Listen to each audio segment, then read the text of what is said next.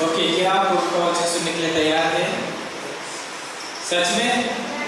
Okay, तो मेरे साथ प्रभु का वचन पढ़ने के लिए निकालिए मत्ती की किताब, उसका 7 अध्याय और उसका 13 और 14 पंक्ति।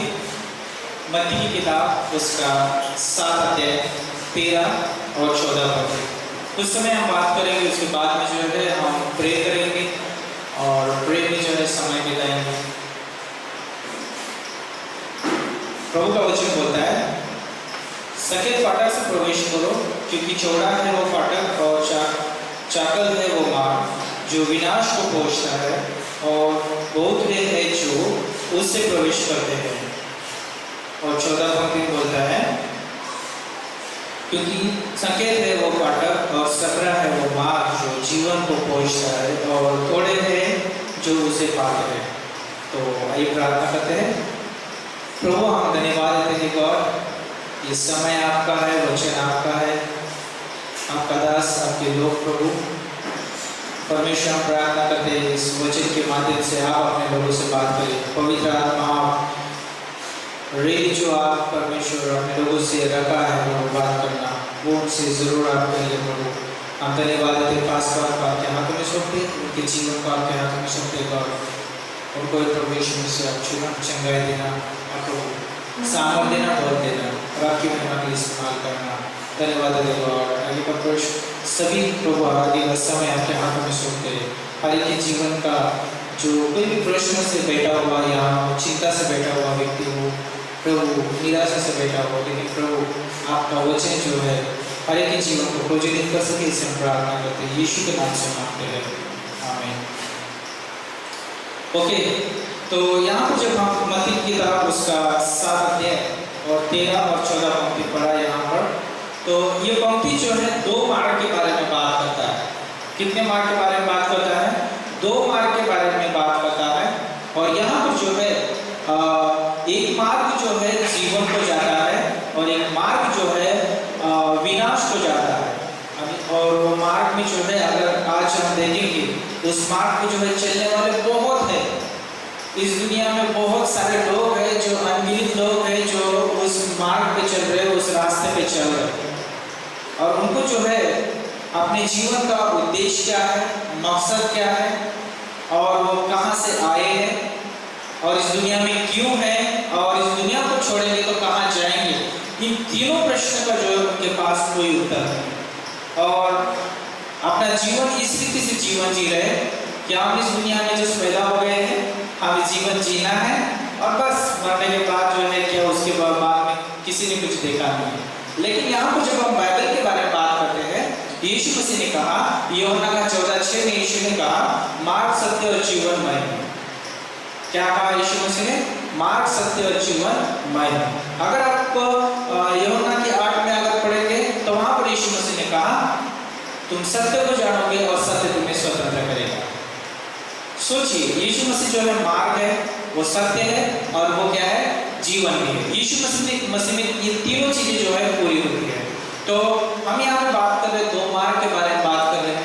पहला मार्ग जो है वो जीवन को जाता है, और ये मार्ग जो है, इस मार्ग पे चलने वाले बहुत कम लोग हैं, बहुत कम लोग हैं, और उस मार्ग पे चलने के लिए सच्चाई लगती है। उस मार्ग पे चलने के लिए जो है यीशु मसीह के ऊपर विश्वास करने की आवश्यकता है। यीशु मसीह ने कहा है ना, परमेश्वर ने कहा उसके वचन में, यूहन्ना का 3:16 में, जो कोई यीशु के नाम पे विश्वास करेगा वो अनंत जीवन पाएगा। और अनंत जीवन, ये जो जीवन जो है स्वर्ग में जाने के बाद या हम इस धरती को छोड़ने के बाद शुरू नहीं होता है। जिस दिन हम यीशु के ऊपर विश्वास करते हैं, उस दिन जो है हमारे जीवन में जो है वो अनंत जीवन कार्य करना शुरू कर देता है। उस दिन से जो है हम अनंत जीवन में क्या कर चुके हैं? प्रवेश कर चुके हैं। हम उस दिन से जो है उस अनंत जीवन में जीते। अब हमारा अंत नहीं है। क्यों अंत नहीं है? क्योंकि अब हम यीशु मसीह में हैं, उस मार्ग पे है जो जीवन का मार्ग है। और यहाँ पर जो है मत्ती की किताब में जो है ये रियली प्रभु जो है कहना चाहता है कि मार्ग सिर्फ एक ही है, वो है यीशु मसीह। अगर कोई सोचता है कि मुझे जो है अच्छे कर्म करना है और मुझे जो है स्वर्ग जाना है, तो ये जो है अपने दिमाग से निकाल दीजिए, क्योंकि कोई भी व्यक्ति जो है अच्छे कर्म से जो है स्वर्ग नहीं जा सकता है। भले एक व्यक्ति जो है ये कर्म अच्छा करेगा, लेकिन बाकी जो है कर्म जो है उसके जो है गलत ही रहेंगे। और इसलिए जो है परमेश्वर का वचन कहता है इफिसियों का जो है 2 अध्याय 8 और 9 पंक्ति, हमारा जो है उद्धार जो है विश्वास के द्वारा अनुग्रह से हमारा उद्धार होता है। और 9 पंक्ति बोलता है कि कोई घमंड ना करे कि वो कर्मों के द्वारा होता है। हमारा जो है विश्वास के द्वारा उद्धार होता है। क्या विश्वास क्या करना है? पहला कोरिन्थियों 15:3 और 4 के अनुसार पवित्र शास्त्र का यीशु मसीह मारा गया, गाड़ा गया, तीसरे दिन जी उठा और वो मेरे पापों को क्या कर सकता है? क्षमा कर सकता है, सक्षम है पाप को क्षमा करने के लिए। और जो कोई उसके ऊपर विश्वास करता है वो अनंत जीवन पाता है। तो उसी जो है बड़े कर्म करने की, बड़े बलिदान देने की और बड़े बड़े स्थानों पे जाने की जरूरत नहीं है। उसे जो है सिर्फ यीशु मसीह पे विश्वास करना है। और ये जीवन का मार्ग जो है उस व्यक्ति को मिलता है। तपस्या करने से नहीं मिलता है, या मैं साधु संत होने से नहीं मिलता है, या जो है मैं बड़े बड़े जो है उपवास और व्रत रखने से नहीं होता है, या मैं बड़े बड़े कार्य करने से नहीं होता है, या बड़े बड़े दान पुण्य करने से नहीं होता है। ये जो है हमारा जीवन ऐसे नहीं मिलता है। हमें ये जीवन सिर्फ यीशु पे विश्वास करने से मिलता है। और जिसमें आज इस शाम के समय प्रोत्साहन देना चाहता हूँ, भले आपने इस संदेश को सुना होगा, इस पंक्तियों को सुना होगा, लेकिन ये 2 मार्ग जो है हमेशा मनुष्य को याद रखना है। पहला मार्ग जो है जीवन का मार्ग जो है हमें परमेश्वर की ओर लेके जाता है, और उसका मार्ग का जो है जो मार्गदर्शक जो है मार्ग दिखाने वाला है, और जिस मार्ग से हमें गुजरना है उसका द्वार यीशु मसीह है। यीशु मसीह ने कहा मैं स्वर्ग का द्वार है ना, बिना मेरे पिता के पास कोई नहीं जा सकता। यदि कोई जाना चाहता है स्वर्ग, यीशु मसीह के ऊपर विश्वास करे और वो स्वर्ग जा सकता है। और हम सभी लोग जो यीशु मसीह पे विश्वास करते हैं वो स्वर्ग जाने वाले हैं। दूसरा जो मार्ग है वो विनाश का मार्ग है। और विनाश का मार्ग जो है मनुष्य जो खुद चुनता है, परमेश्वर ने डालता उस मार्ग को। परमेश्वर ने मनुष्य को भेजा नहीं उस मार्ग पे चलने के लिए। जब एदन की वाटिका में जब आप देखते हैं, परमेश्वर ने नहीं कहा था कि तुम पाप करना, है ना। परमेश्वर ने जो है उनको प्रोत्साहित नहीं किया कि पाप करने के लिए। मनुष्य ने खुद चुना कि वो परमेश्वर के खिलाफ जाकर सोचे और कार्य करे, और उसने किया वैसे। परमेश्वर के खिलाफ जाकर उसने सोचा, कार्य किया, और उसे जो है पाप दिया गया। और उसने जो है वो जीवन का मार्ग छोड़ के जो है उसने जो है विनाश का मार्ग चुना। लेकिन याद रखिए, परमेश्वर जो है बहुत प्रेम करता है मनुष्य से, और उसने जो अपने पुत्र को भेज दिया ताकि जो कि उसके ऊपर विश्वास करे वो जो है स्वर्ग जाए। और आज मनुष्य जो है यीशु मसीह के ऊपर विश्वास ना करने की वजह से जो है नरक जाता, पापों की वजह से नहीं। क्योंकि यीशु मसीह ने कहा यूहन्ना 19:30 में कि पूरा हुआ, उसने भुगतान कर दिया है। हमारे भूतकाल, वर्तमान और भविष्य काल के जो सारे पापों का उसने भुगतान कर दिया है।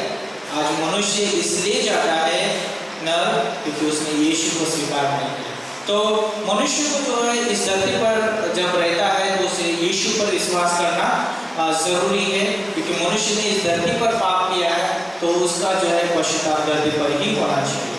तो हमें याद रखना जरूरी है कि 2 मार्ग जो है इस मनुष्य के जीवन में आते हैं, हर एक के जीवन में आते हैं, लेकिन चुनता कौन सा मार्ग है वो बहुत महत्वपूर्ण है।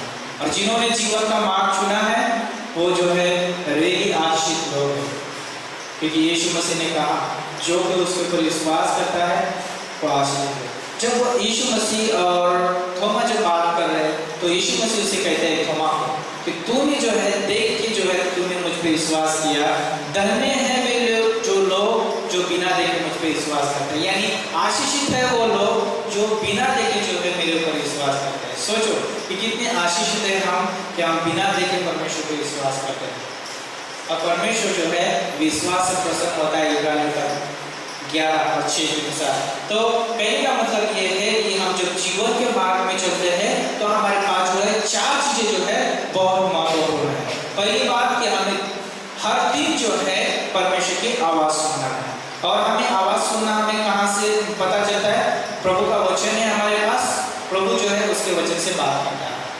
और हमें दिन प्रतिदिन जो है यदि प्रभु की आवाज सुनना है तो हमें बाइबल निकालना है, बाइबल को पढ़ना है और परमेश्वर की आवाज को सुनना है। तो और दूसरी बात ये है कि हमें जो है वचन, है ना, जब हम वचन पढ़ते हैं तो हम क्या करते हैं? दिन प्रतिदिन जो है वो जो जीवन का मार्ग है उसमें जो है हम चलते हैं, प्रभु के साथ चलते हैं, उसको जानने की कोशिश करते हैं वचन के द्वारा। जब हम प्रभु की आवाज़ सुनते हैं वचन के द्वारा और उसके साथ साथ चलते हैं तो वचन जो है हमें चलने के लिए सहारा बनता है। पवित्र आत्मा है वो जो है हमें जो है मार्गदर्शन करता है। और तीसरी बात यह है कि उसकी उपस्थिति, जब हम उस जीवन के मार्ग में, तो याद रखना है कि उसकी आवाज़ हमारे लिए है, उसका वचन हमारे लिए, उसकी उपस्थिति हमारे लिए है। जब हम उसकी उपस्थिति में चलते हैं, उसके सारे जो है कार्य जो भी उसने हमारे लिए बड़े बड़े कार्य किए और जो करने वाला है वो सारे जीवन में हमारे बड़े बड़े हम आशीष देखने वाले वो सभी जो है तब हम अनुभव कर पाएंगे जब हम उसकी उपस्थिति में चलते हैं। तो हमें जो है ये पॉइंट्स हमें याद रखना है और हमें याद रखना है कि हम जब जीवन के मार्ग पे चल रहे हैं तो हमारे पास मंजिल है ना, हमारे पास मंजिल है। हमारी मंजिल कहाँ है?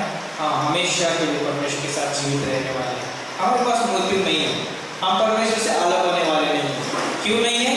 क्योंकि हम जीवन के मार्ग पर चल रहे हैं, क्योंकि वो मार्ग जो है हमें स्वर्ग लेके जाता है, वो मार्ग जो है हमें परमेश्वर के साथ मेल मिलाप करने के लिए लेके जाता है। तो कहने का मतलब ये है कि इस शाम के समय में प्रोत्साहन देना चाहता हूँ कि हम जीवन जीने वाले लोग हैं, हम जीवित रहने वाले लोग हैं, तो हमारे पास जो है जीवित परमेश्वर की इच्छा है, हमारे पास उसका उद्देश्य है, उसका मकसद है, तो क्यों ना हम उसमें आगे बढ़े, है ना।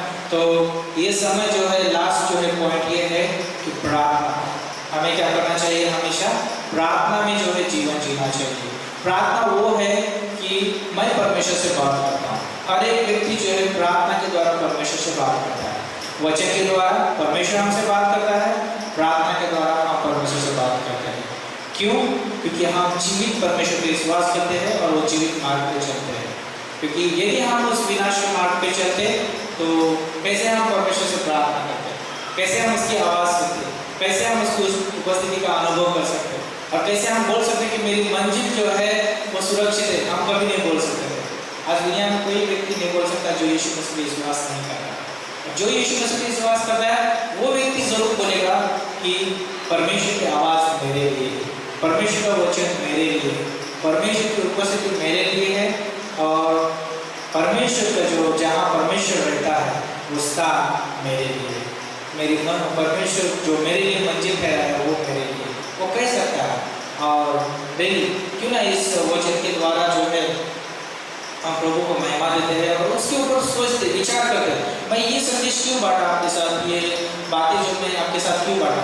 क्योंकि इसका एक उद्देश्य, इस बात को जो है आपके साथ बांटने का उद्देश्य, क्योंकि सिर्फ हम यहाँ पर जो है गिन चुने लोग नहीं बैठना चाहिए। यहाँ पर जो है बहुत सारे लोग हैं जो वालियों में, बहुत सारी इस दुनिया में लोग हैं जो आज प्रभु के बिना जो है अलग है, जो विनाश के मार्ग पे चल रहे हैं। और प्रभु चाहता है कि हम जो है वो सुसमाचार हम लेके जाए। और अंत में एक पंक्ति पढ़ना चाहूँगा, रोमियो की किताब उसका 10 अध्याय और उसका 15 पंक्ति।